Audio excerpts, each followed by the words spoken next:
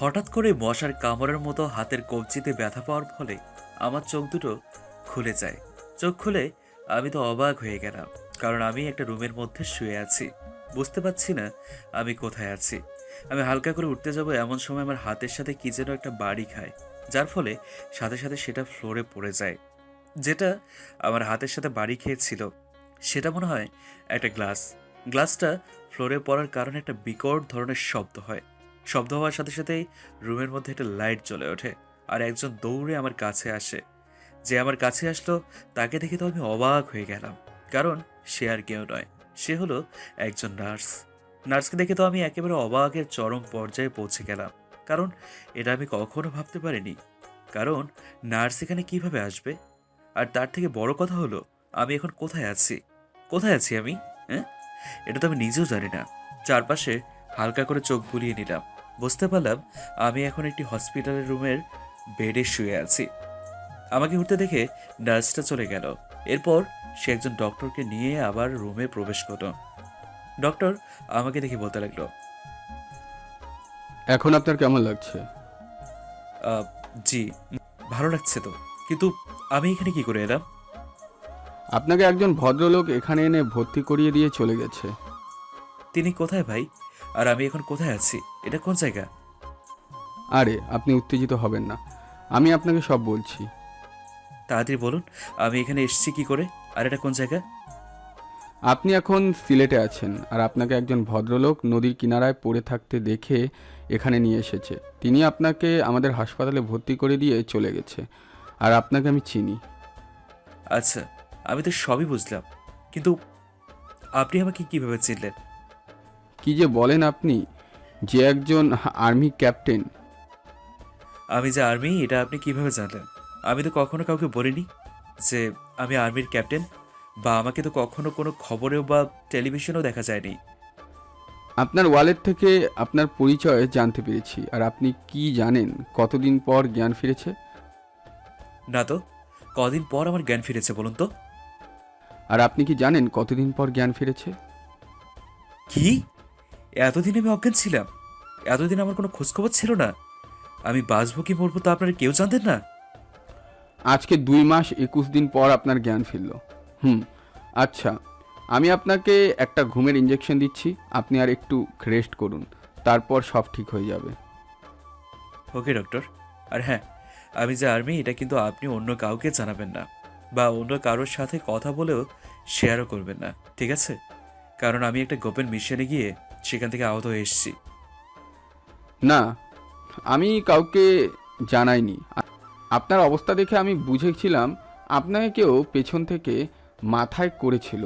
ভাগ্য ভালো যে আপনার স্মৃতিশক্তি ঠিক আছে। আল্লাহর কাছে শুক্রিয়া আদায় করুন।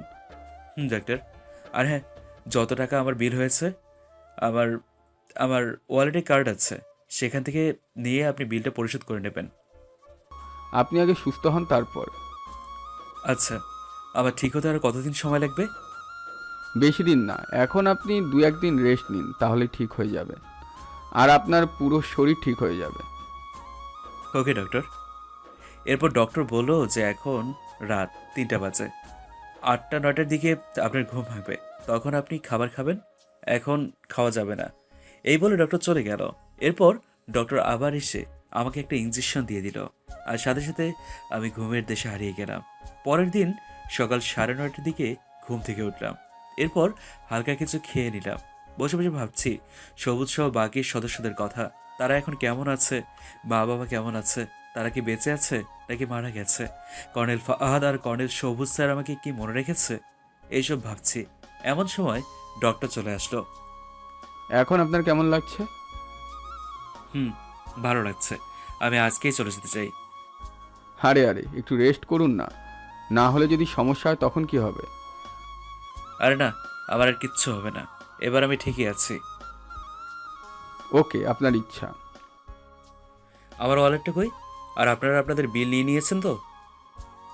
সবাই ঠিক আছে। আপনাকে আপনার ওয়ালেট, আপনার ড্রেস দিতে বলেছে। হুম। এরপর আমি আমার জিনিসপত্রগুলো নিয়ে, মানে ওই যে আর্মির ড্রেস আর হাবিজাবি যেগুলো ছিল আমার কাছে, সেগুলো নিয়ে হসপিটালের বিল মিটিয়ে দিলাম। এরপর চলে আসলাম বাহিরে। একটা জিনিস বুঝলাম না, আমাকে যে এখানে নিয়ে এসেছিল সে কই? যাই হোক, আমি বাইরে এসে একটা রেস্টুরেন্টে দুপুরের খাবার খেয়ে বাসে উঠে পড়লাম চট্টগ্রামের উদ্দেশ্যে। এবার ওদেরকে আমি চিনতে পারছি। এবার ওদেরকে আমি যে কি করব তা একমাত্র উপরওয়ালাই ভালো জানেন। দেশের রক্ষক হয়ে ওরা কিভাবে এই কাজগুলো করতে পারে?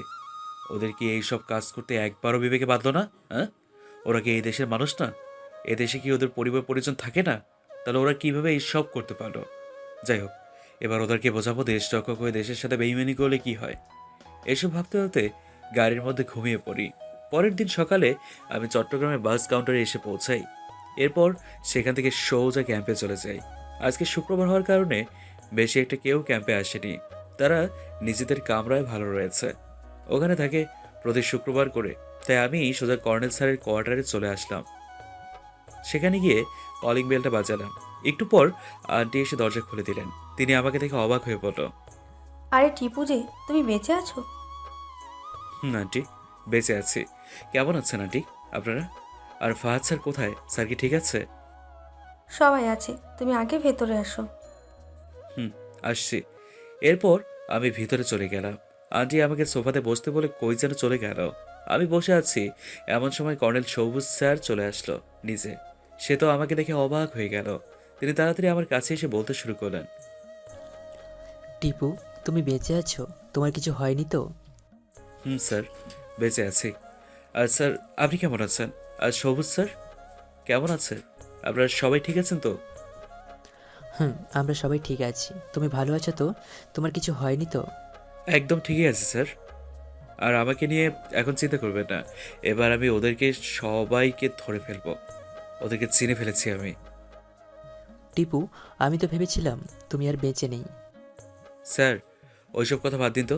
এখন বলুন, জয় আর আমার সাথে যারা ওই বাকি মিশনটা কমপ্লিট করতে গিয়েছিল তারা কোথায়? আর ওদের খবর? ওরা কি সবাই ঠিকভাবে পৌঁছেছে? তারা ঠিক আছে তো? ওখান থেকে একমাত্র তুমি ছাড়া আর কেউ হয়তো বেঁচে নেই। ওরা বেঁচে আছে নাকি মারা গেছে তা আমরা জানি না। আচ্ছা স্যার, সমস্যা নেই। এবার আমি ওদের সবগুলোকে এক এক করে ধরে ফেলবো। স্যার, আমি কি এখনই আর্মিতে জয়েন হয়ে আছি? হুম, তুমি এখনও আর্মিতে আছো, তবে তুমি আর ওই মিশনটা নিয়ে কোনো প্রকার কাজ করতে পারবে না। ওইটা আমি ক্লোজ করে দিয়েছি। স্যার, এটা আপনি কি করছেন? আমি এখন সবই জানি কে ওইসব কাজ করেছে। ওই চোরাকার বাড়ির পিছনের মূল হোতাকে বা ওদের দলনেতাকে, এটা আমি জানতে পেরেছি। এবার আমি ওদেরকে ওদেরকে নিজের হাতে শাস্তি দেব। সরি টিপু, আমি আর কিছুই করতে পারবো না। এখন বলো তো, সেদিন কি হয়েছিল? স্যার, সেদিন আমি এরপর আমি স্যারকে সব কিছু খুলে বললাম। সেদিন কি কি ঘটেছিল, আমি কি কি প্ল্যান নিয়ে গিয়েছিলাম, সব কিছু স্যারকে খুলে বললাম। তিনি সব কিছু শুনে তো অবাক হয়ে গেলেন। তিনি আমার বুদ্ধির প্রশংসা করলেন। তিনি আমার দিকে অবাক হয়ে তাকিয়ে আছেন। তিনি আমাকে কিছু বলতে যাবে এমন সময় কে যেন হুট করে এসে আমাকে জড়িয়ে ধরল। আমি তো অবাক হয়ে গেলাম। বসা অবস্থাতে আমাকে জড়িয়ে ধরল, তো আবার কর্নেল স্যারের বাসায় কর্নেল স্যারের সামনে। কে হতে পারে? কার এত বড় সাহস? আপনারা বুঝতে পারলে কমেন্ট করে অবশ্যই জানিয়ে দেবেন কে জড়িয়ে ধরতে পারে। আমার সামনে পরীক্ষা, তো তাই গল্প লিখতে সময় লাগছে। কিছু মনে করবেন না, লেখকের কথা। আমি তো অবাক হয়ে বসে আছি, আর আমি মেয়েটাকে ছাড়িয়ে নিলাম। হ্যাঁ, একটা মেয়েই আমাকে জড়িয়ে ধরেছে। মেয়েটার দিকে চোখ পড়তেই আমি তো অবাক হয়ে গেলাম, কারণ মেয়েটা আর কেউ নয়, মেয়েটা হলো রিমি। রিমি আমাকে বলতে লাগলো, আপনার কিছু হয়নি তো? আপনার কিছু হলে আমি বাঁচতাম না। আমি জানি আপনি ঠিকই ফিরে আসবেন। আপনারা যারা রিমির কথা ভেবেছিলেন তাদেরকে অসংখ্য ধন্যবাদ। কে কে রিমির কথা ভেবেছিলেন অবশ্যই কমেন্ট করে জানিয়ে দেবেন। আমি তোর কথা শুনে অবাক হয়ে গেলাম, কারণ আমার কিছু হলো নাকি সেও বাঁচবে না, আর আমার কিছু হলে তার সাথে রিমির বাঁচা মরার কি সম্পর্ক? হ্যাঁ, আমি একবার রিমির দিকে চোখ বুলিয়ে নিলাম। দেখলাম রিমির সুন্দর একটা ভাব ছিল, কিন্তু এখন কেমন যেন একটা কালচে ভাব চলে এসছে। বুঝলাম না হঠাৎ করে এমন হলো, কিভাবে হলো। হুম, আমি বেঁচে আছি। জানেন, যখন জানতে পেরেছি আপনি আর বেঁচে নেই, তখন আমি কত কান্না করেছি। বলেই রিমি আমাকে জড়িয়ে ধরলো। আমি তো লজ্জায় পড়ে গেলাম। বাবারে বাবা, সামনে করেন স্যার বসে আছে, তো এখন আমি কি করব আপনারাই বলুন তো। এরই মাঝে আন্টি চলে এসেছেন চা নিয়ে। তিনি এসে এমন অবস্থা দেখে সাথে সাথে দাঁড়িয়ে গেলেন। এখন আমার কি করা উচিত আপনারাই বলুন। এমন অবস্থা দেখে কর্নেল স্যার ও আন্টি চলে গেলেন নিজেদের রুমে। বুঝলাম তারা লজ্জা পেয়েছে আমার মতো। আমি তো লজ্জায় পুরো লাল হয়ে গেলাম। তারা চলে যাওয়ার পর আমি রিমিকে বললাম, আরে আপনি আমাকে জড়িয়ে ধরে আছেন কেন? কারণটা আপনি বুঝবেন না, আমার ইচ্ছে হয়েছে তাই। তো এতদিন কই ছিলে জানো আমি তোমাকে কত ভালোবাসি। ধুর, আপনি এগুলো কি বলছেন? দেখুন, আপনার জন্য স্যার আমাকে অনেক খারাপ ভাববে। কেউ তোমাকে কিচ্ছু ভাববে না, বাবা মা সব কিছু জানে। এই যে আমি তোমাকে ভালোবাসি আর তুমি আমাকে ভালোবাসো এটা। রিমির কথা শুনে আমি তো ধপাস করে সোফায় বসে পড়ি, কারণ রিমি নাকি আমাকে ভালোবাসে। আর তার থেকে বড় কথা হলো আমিও নাকি রিমিকে ভালোবাসি। আপনারাই বলুন তো, এমন কথা শুনলে কি মাথা ঠিক থাকবে? আমি তো রিমির কথা শুনে অলরেডি ঘামতে শুরু করে দিয়েছি। কি বলছে সে? হ্যাঁ, এগুলো এবার মনে হচ্ছে মেয়েটা আমাকে হার্ট অ্যাটাক করাবে, হার্ট অ্যাটাক করিয়ে মারবে। এমন কথা শুনলে যে কারোর হার্ট অ্যাটাক করার কথা। এই যে দেখুন, আপনি স্যারকে কি বলেছেন? আমি আপনাকে কখন বললাম যে আমি আপনাকে ভালোবাসি? তুমি বলনি তো কি হয়েছে, আমি তো বলেছি। এই কি তুমি করছেন? আমি আপনার থেকে বড়, সম্মান দিয়ে কথা বলেন। তুমি বলনি তো কি হয়েছে, আমি বলেছি তো। দেখো, আমাকে সম্মান শেখাতে আসবে না। আমি তোমাকে বিয়ে করতে চাই। বাবা মাকে আমি বলেছি বিয়ে করলে তোমাকেই করব। দেখুন, আমি এখন এইসব নিয়ে চিন্তা করছি না, প্লিজ। এখন এইসব নিয়ে কোনো কথা বা সিন ক্রিয়েট করবেন না। আর আমি মালিহাকে ভালোবাসি, আর মালিহাও আমাকে অনেক ভালোবাসে। মিথ্যে বললাম মালিহার কথাটা, যদি রিমির হাত থেকে বাঁচা যায়, এই আর কি।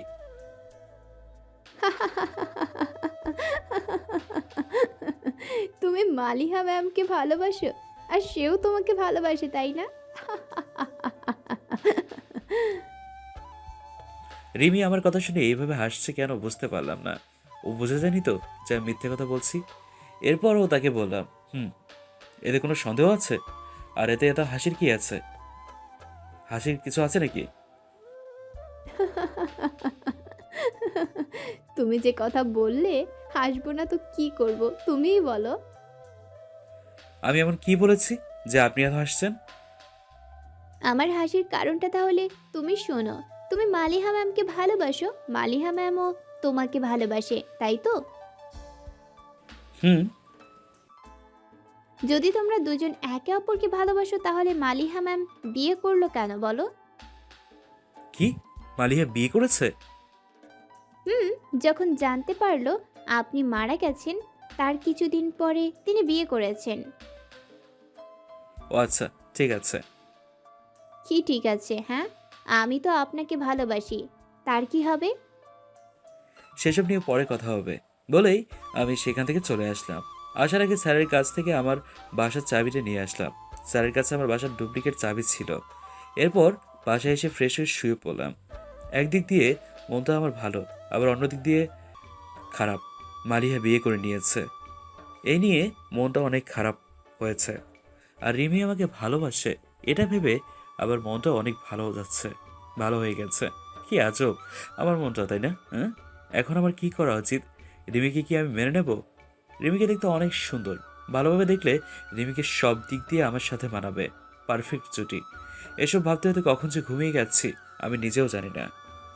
বিকালে ঘুম থেকে উঠে আমি সোজা ক্যাম্পে চলে গেলাম। সেখানে গিয়ে তো আমাকে দেখে সবাই অবাক হয়ে গেল, কারণ তারা সবাই ভেবেই নিয়েছে যে আমি মারা গেছি। এরপর সবাই আমার সাথে কথা বলল, তাদের সাথে আমি অনেকক্ষণ গল্প করলাম। সন্ধ্যার দিকে কর্নেল স্যার আমাকে ডাক দিল তার বাসায় যাওয়ার জন্য। সেখানে গিয়ে আমি স্যারকে বলতে লাগলাম, স্যার আমাকে ডেকেছিলেন? টিপু, তোমাকে ডাক দিলাম। আচ্ছা টিপু, এখন তুমি ওদের ধরবে? স্যার এটা আবার বলা লাগে নাকি? এখন তো এই কেসটা সমাধান করা খুব সহজ হয়ে গেছে। আমি কিন্তু তোমাকে কোনো প্রকার হেল্প করতে পারবো না। সমস্যা নেই স্যার, আমি সব একাই করতে পারবো। সমস্যা নেই, তোমাকে আমি নতুন টিম দিয়ে দেব, তাদেরকে নিয়ে নিও। আর কাউকে বলবে না এইসব যে এই মিশনটা আবার শুরু করা হলো। এটা এখন সিক্রেটভাবে চালাও। আর হ্যাঁ, রিমি তোমাকে খুব ভালোবাসে, ওকে তুমি কষ্ট দিও না। ও আমার একমাত্র মেয়ে, এটা মনে রেখো। এই মিশনটা শেষ করো, তারপর আমি নিজে গিয়ে তোমার বাসায় কথা বলবো। Okay sir. আর হ্যাঁ, আমার বাসায় যাবেন মানে? আমি সবই জানি, সবুজ আমাকে তোমার বিষয়ে সব কিছুই বলেছে। সো আমার থেকে আর কিছু লুকাবে না। Okay sir. তারপর স্যারের সাথে কথা বলা শেষ করে আমি আমার বাসায় চলে আসলাম। বাসায় আসার পর হঠাৎ করে আমার ফোনে একটা কল চলে আসে। নাম্বারটা দেখে তো আমি অবাক হয়ে গেলাম। কারণ হলো নাম্বারটা হচ্ছে রিমির। আমি কলটা রিসিভ করলাম। বলেন। এই বলেন মানে কি? হ্যাঁ, আমাকে তুমি করে বলতে পারো না? দেখুন, আমি এখন ঘুমাবো। ফাজলামে বাদ দিয়ে কি বলুন বলেন, নাহলে ফোনটা রাখছি। বলছি আগামীকাল সকালে আমাকে নিয়ে ভার্সিটিতে যাবে। ওই ছেলেগুলো আবার আমাকে বিরক্ত করা শুরু করে দিয়েছে। পারবো না, রাখলাম। বাই, আল্লাহ হাফেজ। দেখো, আমি যেটা বলছি সেটা করবে, আর না করলে বাবাকে আমি বলে দিব যে তুমি আমার সাথে খারাপ ব্যবহার করেছো। দেখুন, আমাকে এসব ব্ল্যাকমেল করবেন না, ঠিক আছে? আমি এত কিছু জানি না। আগামীকাল তুমি আমাকে নিয়ে ভার্সিটিতে যাবে ও নিয়ে আসবে, এটাই শেষ কথা। বলেই সে ফোনটা কেটে দিল। আমাকে কথা বলার কোনো সুযোগই দিল না। আমি তো কিচ্ছু বললাম না। ধুর, কি আর করার, কালকে রিমিকে নিয়ে যেতেই হবে, নাহলে কর্নেল স্যারকে আমার নামে বিচার দেবে।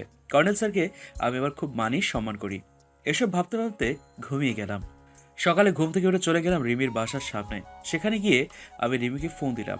একটু পর সে চলে আসলো। সে কোনো কথা না বলে আমার বাইকের পেছনে উঠে বসলো।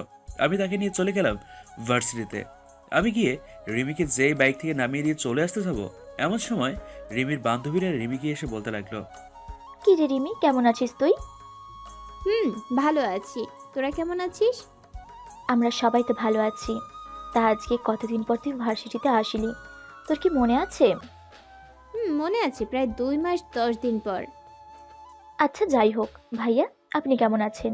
আর এতদিন কই ছিলেন? ভালো আছি। আপনারা সবাই কেমন আছেন? আমি একটু কাজে গিয়েছিলাম। তা ভাইয়া, আপনারা কবে বিয়ে করছেন? মানে বুঝলাম না তো। বলছি যে আপনি আর রিমি কবে বিয়ে করছেন? হিয়া, হচ্ছে কি এইসব? এতদিন পর আসলাম, তোরা আবার শুরু করলি? আচ্ছা চল, আজকে সবাই মিলে আড্ডা দিব। আপনারা আড্ডা দিন, আমি চলে গেলাম, আমার কাজ আছে অনেক। কাজ আছে মানে? আজকে সারাদিন তুমি আমার সাথে থাকবে, বুঝতে পারছো?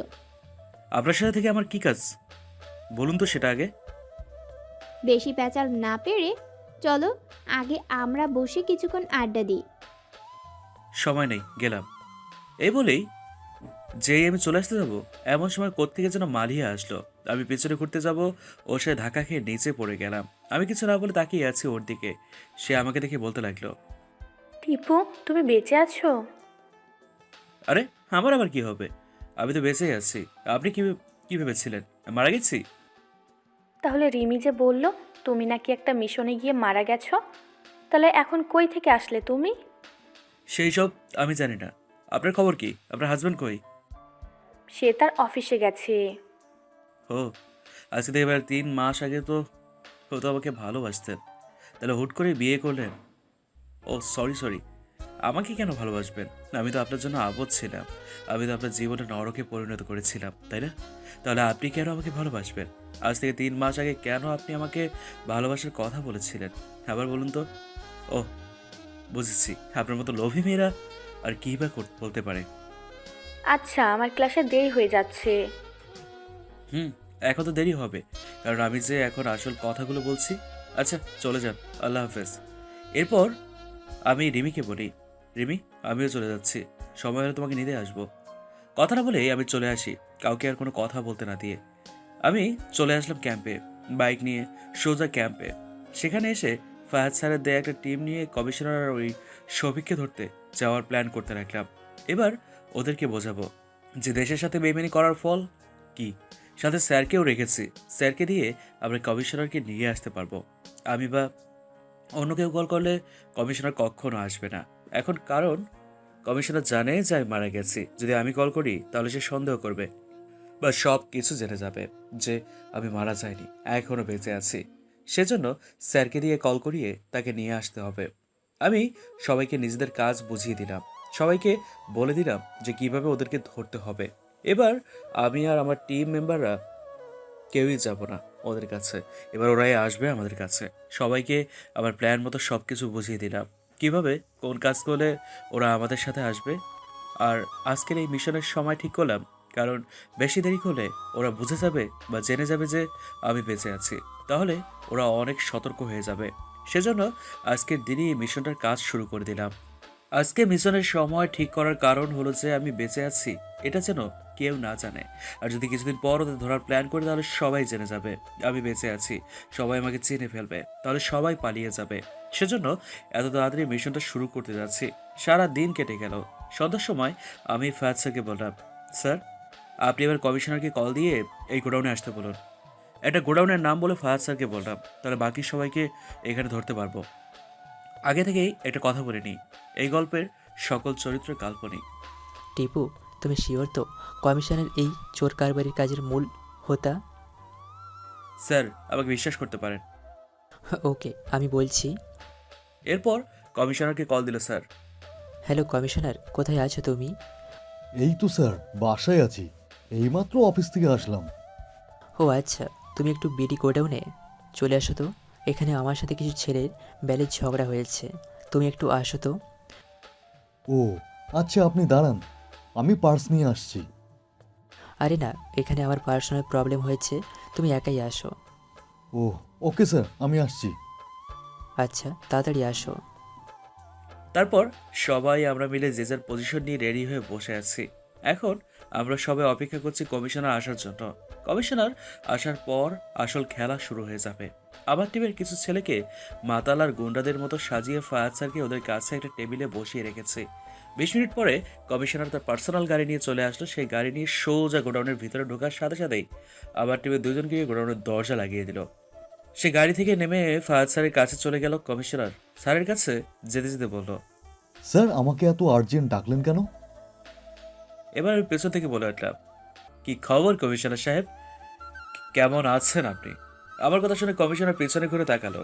সে আমাকে দেখে তো অবাক হয়ে গেল, কারণ তার মুখ যে ছোট হয়ে গেল। সেটা দেখে আমি বুঝতে পারলাম তার মুখটা ভয়ে ছোট হয়ে গেছে। সে আমাকে দেখে বলতে লাগলো, স্যার আপনি কেমন আছেন?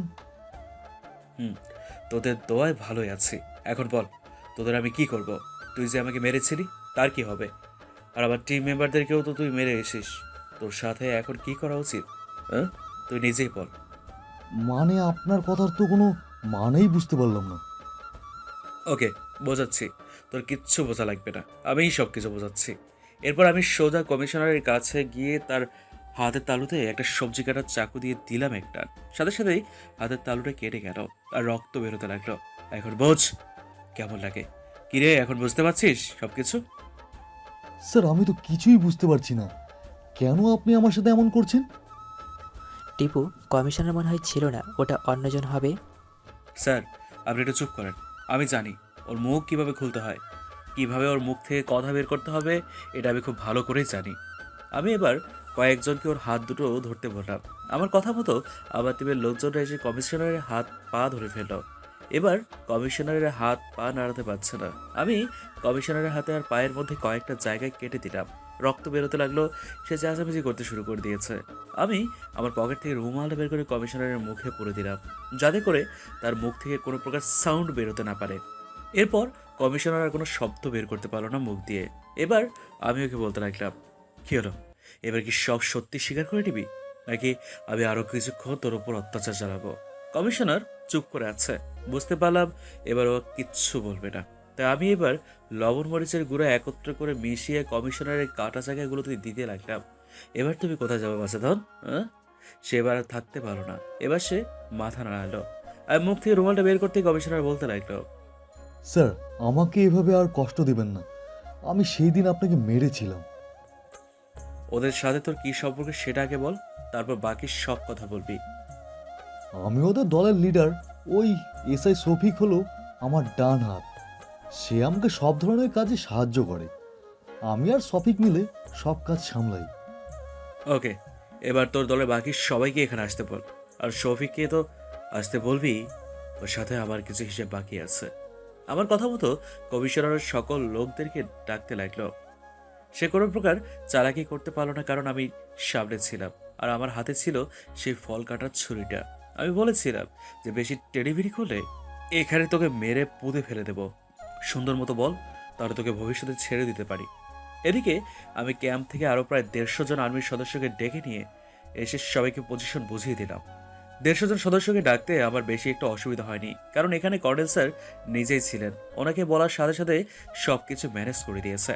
150 জন আর্মি সদস্যকে ডাকার কারণ হচ্ছে যে যাতে করে ওরা আসতেই আমরা ওদেরকে ধরতে পারি। 2 ঘন্টা পর শফিক চলে আসলো।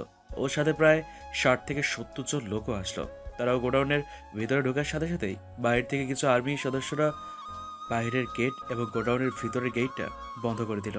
এরপর গোডাউনের ভিতরে সমস্ত লাইট জ্বালিয়ে দেওয়া হলো। এবার আমি সোজা শফিকের সামনে এসে দাঁড়ালাম।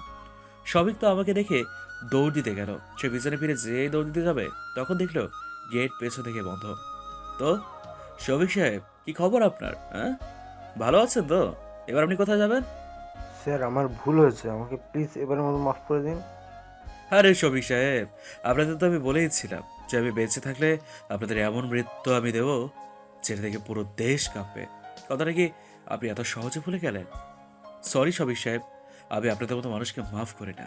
এবার আর্মি রিমান্ডের জন্য তৈরি হয়ে যান আপনারা। বলেই আমি টেবিলের উপর শফিক সাহেবকে রাখলাম। কয়েকজন ওর হাত পা ধরে আছে। আমি শফিক সাহেবকে টেবিলের সাথে বাঁধতে বললাম। আমার কথা মতো সবাই কাজ করলো। এরপর আমি শফিক সাহেবের শার্ট খুলে ওকে হালকা করে ওর গায়ে কেটে দিলাম। তারপর কাটা জায়গায় আমি পকেট থেকে একটা বক্স বের করে সেখান থেকে কিছু লাল পিঁপড়ে বের করে শফিক সাহেবের গায়ে ছেড়ে দিলাম। আমি আগে থেকেই জেনেছিলাম যে আজকে এরকম একটা ঘটনা ঘটবে। ওদের ওদের আমাকে উচিত শিক্ষা দিতে হবে। সেজন্য আমি আগে থেকে সব কিছু ব্যবস্থা করে নিয়েছিলাম। পিঁপড়ে ছাড়ার সাথে সাথে পিঁপড়ে ওর কাজ শুরু করে দিল। শফিক তো চিল্লাতে লাগলো, এবার আরও বোঝ কিভাবে দেশের সাথে গাদ্দারি করলে কি হয়। আরও করবি এমন কাজ? হ্যাঁ। আবার টিমের বাকি সদস্যগুলো চোরা কারবারিদের দলের বাকি লোকগুলোকে পিটাতে শুরু করে দিল। ওদেরকে খালি গায়ে পিটানো হচ্ছে। এবার আমি কমিশনারের কাছে এসে কমিশনারের কাটা জায়গাতে বিলাই চিঠি লাগিয়ে দিলাম। এই বিলাই চিঠির নামটা বিভিন্ন জায়গায় বিভিন্ন নামে চেনে। আপনাদেরকে আমি সহজ ভাষায় বলে দিচ্ছি। এটা এমন একটা জিনিস যেটা শরীরের বা গায়ের ওপর ফেলে দিলে শরীরটা চুলকাতে থাকে। ঠিক আছে, বুঝতে পেরেছেন আপনারা? সাথে সাথেই ওকে পাইকে শুরু করে দিল চিল্লাচিল্লি। ওদের এমন অবস্থা দেখে আমারও মন হলো না, তাই এবার আমি ওদেরকে উঠে দাঁড় করালাম। তারপর পিঠে ইচ্ছে মতো লাঠি দিয়ে পেটাতে লাগলাম। যেমন এই লাঠিতে সরিষার তেল মাখানো ছিল। এবার ওদের মুখ বেঁধে দিয়ে আবারও পিটাতে লাগলাম, যাতে কোনোভাবেই ওরা চিল্লাতে না পারে। মনের মতো শান্তি করে ওদেরকে পিটিয়ে নিলাম। আমাকে কেউ থামাতে আসছে না, কারণ ওদের ওপর সবারই ডাক আছে। ওরা কতজন আর্মি পুলিশ সদস্যদেরকে আটকে রেখেছে তার কোনো হিসাব নেই। আবার কতজনকে মেরে ফেলেছে এই সবেরও হিসাব নেই। আমিও মন মতো পিটিয়ে ওদেরকে গাড়িতে করে আমাদের আর্মি ক্যাম্পে নিয়ে চলে আসলাম। এরপর ওদেরকে আবার জিজ্ঞেস করলাম ওদের সকল কুকর্মের বিষয়ে, আর ওদের জিম্মিতে থাকা আমাদের আর্মি পুলিশ সদস্যদের কোথায় রেখেছে সেই সব বিষয়ে সব কিছু জেনে নিলাম, যাতে আমরা খুব সহজে ওদের জিম্মিতে থাকা আমাদের সদস্যগুলোকে ছাড়িয়ে আনতে পারি। আমার হাতে মার খেয়ে তারা সব কিছু বলে দিল। সে অনুযায়ী আবার টিমের সকল সদস্যগুলোকে পাঠিয়ে দিলাম ওদের জিম্মিতে থাকা লোকজনকে নিয়ে আসতে। এরপর ফাহাদ স্যারের সামনে সব কিছু ক্লিয়ার করলাম। সে তো সব কিছু নিজের চোখে থেকে অবাক হয়ে গেল। আমি স্যারের সাথে কথা বলে ওদেরকে জবানবন্দি ভিডিওটা করে নিলাম। ওদের পুরো টিমকে ধরিয়ে দিতে আমি আমার জীবনটাকে বাজি রেখেছিলাম, যার জন্য করে আমরা ওদেরকে ধরতে পেরেছি। আমার বুদ্ধি আর কাজকর্মের জন্য আমাকে বাংলাদেশ শ্রেষ্ঠ আর্মি মেডেল পুরস্কার অধিকার দেওয়া হয়। আমি সবুজ স্যার এখন বসে আছি ফেনীর ক্যান্টনমেন্টের ভিতরে। তিনি আমাকে বলতে লাগলেন, টিপো, এবার তুমি তোমার পরিবারের সাথে একটু সময় কাটাও। স্যার, আমি ওদের কাছে ফিরে যাব না। ওনারা আমার সাথে কেমন ব্যবহার করেছে সেটা আপনি নিশ্চয়ই খুব ভালো করেই জানেন। আমি আপনাকে তো সবই বলেছি, তারপরও কেন স্যার আপনি এসব বলছেন? দেখ টিপু, আগে তারা বুঝতে পারেনি যে তুমি তাদের কাছে কি ছিলে, কিন্তু এখন ঠিকই বুঝতে পারবে। এখন তোমার বাবা মা তোমাকে অনেক ভালোবাসবে। তুমি এবার ওদের কাছে যাও। স্যার, আপনি যখন বলছেন তাহলে আপনিও চলুন আমার সাথে, ঘুরে আসি। আমার তো অনেক কাজ। তাহলে আমিও যাব না, আপনি চলুন আমার সাথে আমার বাড়িতে, তাহলে আমি যাব। ওকে চলো, আমি তোমাকে তোমার বাড়িতে নামিয়ে দিয়ে আসি। ওকে স্যার, চলুন। এরপর আমি আর সবুজ স্যার মিলে তার গাড়ি নিয়ে চলে আসলাম আমাদের বাড়িতে। বাড়ির সামনে এসে তো আমি অবাক, কারণ বাড়িটা আগের থেকে অনেক পরিবর্তন হয়েছে। বাড়িতে নতুন করে রং করেছে, বাড়ির সামনে অনেকগুলো গাছ রয়েছে, তার উপর আবার বিভিন্ন ধরনের ফুলের গাছ।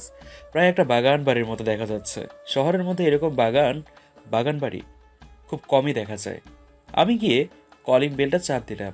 আমার গায়ে আর্মি পোশাক পরা রয়েছে, আমার পেছনে কর্নেল স্যার দাঁড়িয়ে আছে। প্রায় 1 মিনিট পর একটা পিচ্ছি এসে দরজা খুলে দিল। বয়স হবে মনে হয় 2 বছর। সে বলতে লাগলো, কাকে চাই? আর আপনারা কে? মামুনি তুমি কে? আমি জিনিয়া, এটা আমার নানুর বাড়ি। ও আচ্ছা, তাহলে তোমার মায়ের নাম জান্নাত, তাই তো? হুম, কিন্তু আপনি কি করে জানলেন? আমি তোমার মামা হই আম্মু। বলেই চিনিয়াকে কোলে নিয়ে ভিতরে ঢুকে গেলাম। ভিতরে ঢুকে দেখতে পেলাম বাবা মা বসে গল্প করছে আর জান্নাত চা নিয়ে আসছে। আমার দিকে জান্নাত চায়ের ট্রেটা ফেলে দিয়ে দৌড়ে এসে আমাকে জড়িয়ে ধরলো। জান্নাতকে লক্ষ্য করে বাবা মাও আমার দিকে দেখালো। বাবা মা তো আমাকে দেখে এক দৃষ্টিতে তাকিয়ে আছে। জান্নাত আমাকে বলতে লাগলো, ভাইয়া কেমন আছিস তুই? আর এতদিন তুই কোথায় ছিলি? আমি ভালো আছি, আর তুই কেমন আছিস? আর আমি বাইরে ছিলাম রে এতদিন। আমিও ভালো আছি। আর আমাকে মিথ্যে বলতে হবে না, বাবা মা আমাকে সবই বলেছে। ও ভালো তো। তা তোর মেয়ে তো দেখতে সেই কিউট, মাশাআল্লাহ তোর মতোই হয়েছে। তোর সাথে ইনি কে? আর তোর গায়ে আর্মি ড্রেস কেন? আমার সাথে ইনি হলেন কর্নেল সবুজ স্যার। ইনি একজন আর্মির কর্নেল আর আমি হলাম একজন ক্যাপ্টেন। ও আচ্ছা। ভাইয়া, বাবা মার সাথে কথা বলবি না? স্যার আর আমাকে একটু চা দে, আমরা চা খেয়ে চলে যাব। কথা ঘোরালি কেন? আমি এখন এইসব বিষয় নিয়ে কথা বলতে চাই না। বেশি কথা বলে এখনই চলে যাবো, বলে দিলাম। সোফায় এসে বস, আমি চা নিয়ে আসছি। এরপর জান্নাত আমাদের জন্য চা আনতে গেল। এবার বাবা মা আমাকে বলতে লাগলো, বাবা টিপু, আমাদেরকে তুই মাফ করে দে, আমরা তখন বুঝতে পারিনি। আরে আপনারা আমার কাছে মাপ চাচ্ছেন কেন? আপনারা কি করেছেন যার জন্য আমার কাছে মাপ চাচ্ছেন? আপনাদের মাপ না, ধন্যবাদ দিতে হবে, কারণ আপনাদের জন্য আজকে আমি একজন আর্মির ক্যাপ্টেন হয়েছি। আমরা তোর সাথে অনেক অন্যায় করেছি। আমাকে তুই মাফ করে দে বাবা, আমি তোকে কত অপমান করেছি, মেরেছি। আপনারা নিশ্চয়ই বুঝতে পারছেন যে কেন আমি কথাটা বললাম। আমার সাথে বেশি কথা বললে আমি এখনই চলে যাব। বাবা, আমরা তোর বাবা মা, আমাদের তুই মাফ করে দে, তখন আমরা আমাদের মান সম্মান। না না বাবা, আমরা তোর সাথে কোনো কথা বলবো না, তুই প্লিজ তাও চলে যাস না। টিপু, তোমার বাবা মা তাদের ভুলের জন্য অনুতপ্ত, তাদের মাফ করে দাও। স্যার আপনিও? স্যার আজকে আপনার জন্য আমি সব কিছু মেনে নিলাম, না হলে মেনে নিতাম না। এরপর আমি বাবা মায়ের সাথে কথা বললাম। কি করব বলুন? মা বাবা তো, রাগ করে থাকতে পারি না। হাজার হোক বাবা মায়ের পায়ের নিচে সন্তানের বেহেস্ত। আমি সব কিছু ভুলে তাদেরকে আপন করে নিলাম। আমি সবার সাথে কথা বলতে লাগলাম। সবুজ স্যারও চা খেয়ে চলে গেলেন। মা বাবা আমাকে জড়িয়ে ধরলো। বাবা মা এবার আমাকে জান্নাতের শ্বশুর শাশুড়ির সাথে পরিচয় করিয়ে দিলেন। বলে রাখি, জান্নাত এখানে ঘুরতে আসছিল, সেজন্য ওদের সকল পরিবার এখানে এসেছিল। কয়েকদিন পর ফাহাদ স্যার ও আন্টি রিমি সহ আমাদের বাড়িতে এসে আমার বাবা মায়ের সাথে কথা বলে ফাহাদ স্যার আমাদের বিয়ের দিন তারিখ ঠিক হলো। আমিও বিয়েতে অমত করিনি, কারণ মালিয়ার জন্য তো আমি আমার জীবনটা নষ্ট করতে পারি না। রিমি দেখতে শুনতে সব দিক দিয়ে অনেক ভালো। আচার আচরণ, ব্যবহার ওর সব দিক দিয়ে আমার বেশ ভালোই লাগে। ওকে বউ হিসেবে যে কেউই পেতে চাইবে, সেজন্য আমিও অমত করিনি বিয়েতে। ওর মতো মেয়েকে কেউ বিয়ে করতে চাইবে, যে কেউ। তার কিছুদিন পর আমার আর রিমির বিয়ে হয়ে গেল। আজ আমার আর রিমির বাসর রাত। বাসর রাতে যে কি হয় তা আপনাদেরকে না বলাই ভালো, কারণ আমার বন্ধুদেরকে একবার জিজ্ঞেস করেছিলাম, কিন্তু তারা কেউই ভালো উত্তর দেয়নি, তাই আপনাদেরকেও নাই বলি। আচ্ছা যাই হোক, এখন আমি দাঁড়িয়ে আছি বাসর ঘরের সামনে। মনে খুব ভয় হচ্ছে, এই প্রথম বাসর ঘরে যাচ্ছি। অতঃপর ভয়কে জয় করে ঢুকলাম বাসর ঘরে। দেখলাম রিমি একটা বড় ঘোমটা দিয়ে বসে আছে। সে আমাকে দেখে আমার কাছে এসে পায়ে হাত দিয়ে সালাম করে নিল। এরপর আমি তাকে উঠিয়ে দুইজনে মিলে চলে গেলাম উজু করতে। এরপর দুজনে মিলে 2 রাকাত নফল নামাজ পড়ে নিলাম। তারপর দুজনে খাটের উপরে গিয়ে বসলাম। আমি রিমির গালে হালকা করে একটা কিস করলাম। তারপর বাকিটা ইতিহাস। থাক আর বলবো না, শরম করে। 2 মাস পর আমি অফিস শেষে বাড়ি ফেরার সময় হঠাৎ করে রিমি কল দিল। হ্যালো। তুমি বাড়িতে ফিরছো তো? হুম। আচ্ছা শোনো, আসার সময় মনে করে মিষ্টি নিয়ে আসবে। কেন? খেতে মন চাইছে তাই। ও। তারপর রিমি ফোনটা কেটে দিল। আমাকে আর কিছু বলার সুযোগই দিল না। আচ্ছা যাই হোক, আমাকে যেহেতু বলেছে তাই নিয়ে যাই। বাড়ি ফিরে আমি মাকে বললাম, মা কি হয়েছে? মিষ্টি আনতে বললে যে? তুই বাবা হতে চলেছিস তাই। এই কথা শুনে আমি খুশিতে আত্মহারা। আমি তাড়াতাড়ি রুমে গিয়ে রিমিকে বললাম, মা যেটা বলেছে সেটা সত্যি? হুম। তারপর আমি রিমির কপালে ভালোবাসার পরশ ছুঁয়ে দিলাম। আপনারা সবাই আমার আর রিমির জন্য দোয়া করবেন। আমি আর আমার বেবিটার জন্য যেন সুস্থভাবে দুনিয়াতে আসতে পারে, আর রিমি যেন প্রত্যেক সময় সুস্থ থাকতে পারে, এই জন্য দোয়া করবেন। বাচ্চা হতে আরও অনেক দেরি, তাই আর গল্পটা বাড়ালাম না, এখানেই শেষ করে দিলাম।